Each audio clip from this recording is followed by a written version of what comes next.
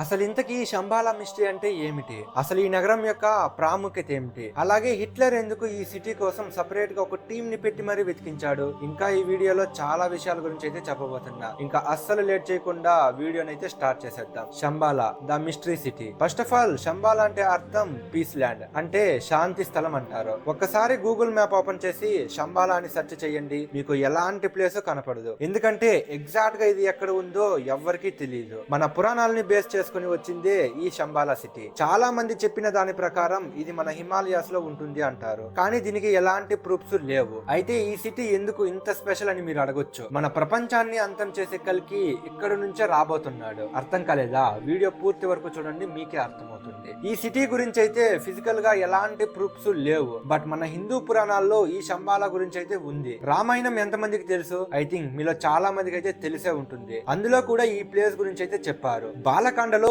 విశ్వామిత్రుడు రామలక్ష్మణుల్ని తీసుకుని అడవిలోకి అయితే వెళ్తారు. అలా దారిలో సిద్ధాశ్రమానికి అయితే వెళ్తారు. ఈ సిద్ధాశ్రమంలోనే ధ్యానం చేసి విశ్వామిత్రుడు అయితే జ్ఞానాన్ని అయితే పొందుతాడు అని చెప్తారు. ఈ సిద్ధాశ్రమం శంబాల నగరంలోనే ఉంటుంది అని అయితే బలంగా చెప్తుంటారు. రామాయణంలోనే కాదు, భగవద్గీత కల్కి పురాణం 2వ అధ్యాయం 17వ వచనంలో కూడా ఈ శంబాల నగరం గురించి అయితే ఉంటుంది. శ్రీ మహావిష్ణువుకి 10 అవతారాలు, అందులో 10వ అవతారమే ఈ కల్కి అవతారం. ఈ కల్కి అవతారం ఎప్పుడు ప్రత్యక్షం అవుతుంది అంటే కలియుగానికి చిట్ట చివరన సుమతి అనే ఓ మహిళకైతే పుడతాడు. తను పుట్టడానికి కొన్ని గంటల ముందైతే సుమతి భర్త అయిన విష్ణు వ్యాసుడైతే మరణిస్తాడు. అండ్ తన పుట్టిన కొన్ని రోజులకే తల్లి అయిన సుమతి గారు కూడా చనిపోతారు. అప్పుడు పరశురాముడు కల్కిని ఒక గుహలోకి తీసుకొని వెళ్లి అన్ని రకాల విద్యలను నేర్పిస్తాడు. కొన్ని రోజులకి కల్కి శంబాలా రాజ్యానికి అయితే రాజు అవుతాడు. ఎప్పుడైతే కలి ప్రభావం ఎక్కువవుతుందో మనుషులందరూ చాలా నీచంగా అయితే తయారవుతారు. ఆ టైంలో నీతి నిజాయితీ న్యాయం ధర్మం వంటివైతే ఏమీ ఉండవు. అప్పుడు కల్కి వచ్చి భూమి మీద అధర్మాన్ని మొత్తం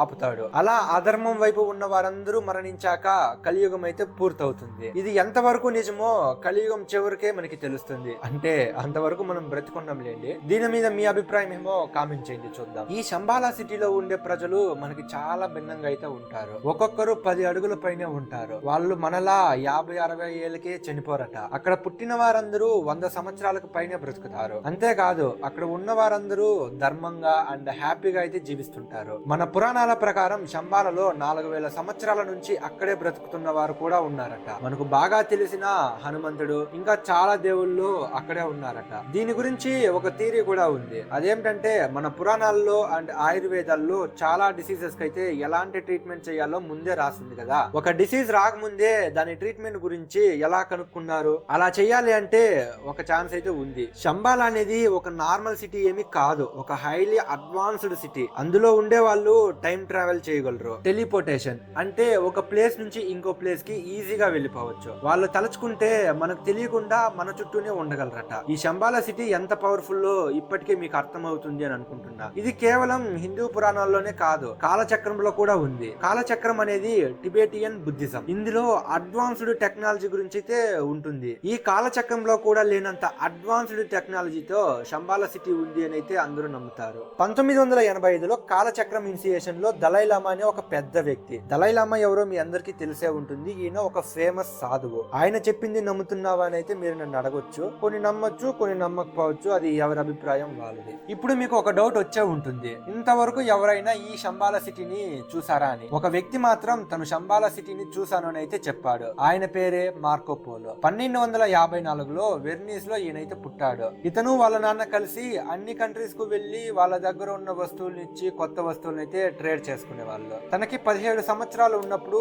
ఏషియాకైతే వచ్చాడు. అప్పుడు ఒక సిటీని చూశాడట. అది చూడడానికి ఒక స్వర్గంలా ఉంది అని అయితే తను రాసిన పుస్తకంలో వివరించాడు. నేను చూసింది మొత్తం రాయలేకపోవచ్చు, నేను ఏం చూసానో నాకు మాత్రమే తెలుసు అయితే ఆ పుస్తకంలో రాశాడు. అండ్ తను ఈ ప్లేస్ కి వెళ్ళాక ఫస్ట్ శపించబడ్డాడట. ఎప్పుడైతే తను ఈ శంబాలా నగరం నుంచి తిరిగి వెనక్కి వస్తుంటే సడన్ గా వాళ్ళ క్రూ మెంబర్స్ అందరూ వాళ్ళ మీద వాళ్ళే దాడి చేసుకుని విచిత్రంగా చనిపోయారు అని కూడా చెప్పాడు. ఈవెన్ వరల్డ్ వార్ 2 టైంలో యుద్ధం చేసిన అన్ని కంట్రీస్ ని వణికించిన ద గ్రేట్ డిక్టేటర్ హిట్లర్ కూడా మన శంబాలా సిటీని కనుక్కోవడానికి ఎంతో ట్రై చేశాడు. దీని గురించి మీలో ఎంత మందికి అయితే తెలుసు? అది 1920 ఒక సైనికుడు మన హిందూ పురాణాల్లో దాగి ఉన్న సైన్స్ ని ప్రయోగించి ప్రపంచంలో కాలంలో ఎన్నో కొత్త టెక్నాలజీని కనిపెట్టొచ్చు అని అయితే రాసుకున్నాడు. అతడు కొన్ని సంవత్సరాలకు ఒక బిగ్ షాట్, ఒక డిక్టేటర్ అయ్యాడు. అతడే అడాల్ఫ్ హిట్లర్. సైనికుడిగా ఉన్నప్పుడే ఇండియన్ మైథాలజీ పైన ఎంతో ఇంట్రెస్ట్ చూపించేవాడు. ఎప్పటికైనా హిందూ మైథాలజీస్ గురించి పూర్తిగా తెలుసుకోవాలని అయితే చాలా ఆసక్తిగా ఉండేవాడట. హిట్లర్ మెయిన్ మోటో ఏమిటో మన అందరికీ తెలుసు. ప్రపంచంలో జర్మనీ మాత్రమే అగ్రరాజ్యంగా ఉండాలి అని అయితే అనుకునేవాడు. దానికోసం తన దగ్గర ఉన్న సైంటిస్టులతో ఆర్మీ వాళ్ళు ఎక్కువ ఎనర్జీగా ఉండేలాగా ఒక మెడిసిన్ అయితే తయారు చేయమని ఫోర్స్ చేసేవాడట. ఒక హై టెక్నాలజీ యూజ్ చేసి బాంబ్స్ ని కూడా తయారు చేపించేవాడట. కానీ ఆయనకి ఇంకా అడ్వాన్స్డ్ టెక్నాలజీ అయితే కావాలి. అపోనెంట్స్ ఆ టెక్నాలజీని చూస్తేనే యుద్ధం చేయకుండా వెనుదిరగాలి. దానికి కావలసిన సోర్స్ అనే టెక్నాలజీ మన హిందూ పురాణాల్లోనే దాగి ఉంది అని అయితే హిట్లర్ గట్టిగా నమ్మాడు.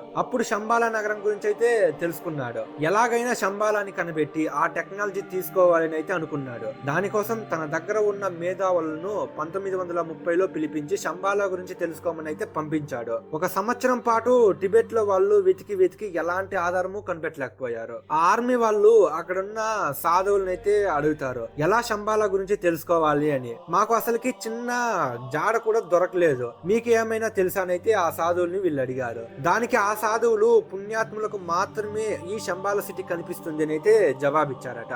ఈ విషయాన్ని ఆ క్రూ వాళ్ళు వెళ్లి చెప్పడంతో హిట్లర్ చాలా డిసప్పాయింట్ అయ్యాడు. ఈవెన్ చాలా సార్లు ఆ టెక్నాలజీ దొరుకుంటే బాగుండని అయితే అనుకున్నాడంట. ఈ విషయాలన్నీ డైరెక్ట్ గా హిట్లరే అక్కడున్న న్యూస్ పేపర్ కి ఇంటర్వ్యూ ఇచ్చిన టైంలో చెప్పాడు. ఇప్పటికీ ఆ శంబాలా గురించి రీసెర్చ్ చేసే వాళ్ళైతే చాలా మంది ఉన్నారు, బట్ వాళ్ళకైతే ఎలాంటి క్లూ అయితే దొరకలేదు. That's all for today guys. Video ఎలా అనిపించిందో కింద కామెంట్ సెక్షన్ లో తెలియజేయండి. వీడియో నచ్చితే లైక్ చేసి మరిన్ని ఇలాంటి వీడియోస్ ఛానల్ అయితే సబ్స్క్రైబ్ చేయండి.